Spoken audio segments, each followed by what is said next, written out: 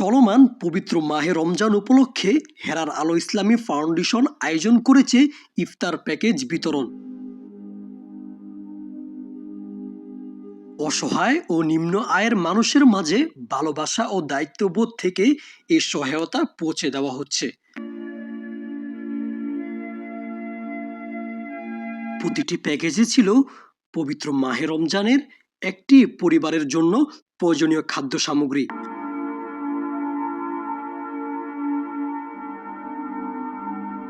মোট ৮০টি প্যাকেজ বিতরণ করা হয়েছে।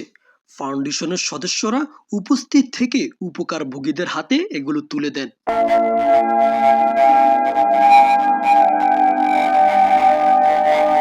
আয়োজকরা জানান, রমজান জুড়ে এই ধরনের মানবিক কার্যক্রম অব্যাহত থাকবে।